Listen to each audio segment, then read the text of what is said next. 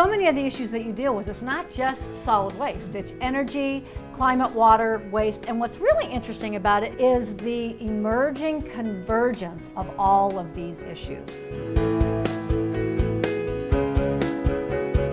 20 and 30 years ago, we kind of knew that if we recycled material, we reduced the use of natural resources. I think really one of the big drivers for it though was we were worried about running out of landfill space. We used to just sort of send stuff away and would get recycled or go to a landfill or go to an incinerator, and now it's like, well, there is no away. What can we do to keep materials in the loop, to keep them useful and productive for as long as possible? We've started looking a little bit bigger.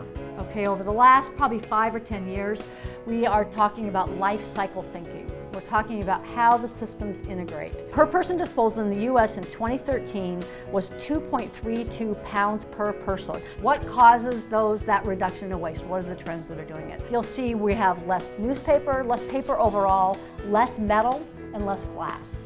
2 decades ago, we drank a lot more soda. We as a society are drinking a lot more water. Water, all it needs is a receptacle to keep it in. These plastic bottles are 25% thinner than they used to be 2 decades ago. We need to process 3.6 billion more bottles a year to get the same weight that we were getting with the thicker bottles before.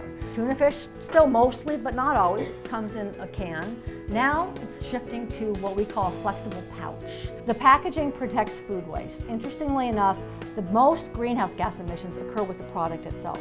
So the packages protect the product. The plastic pouch, from a greenhouse gas perspective, is the lowest. Glass bottle is the highest. We end up with a lot less food waste. We've replaced recyclable packaging with non-recyclable packaging that ends up going to the landfill. But guess what? The net benefit is we reduce the overall impact on the environment. It's so counterintuitive, it requires a paradigm shift. What you might notice here is that there's really a fair amount of inconsistency.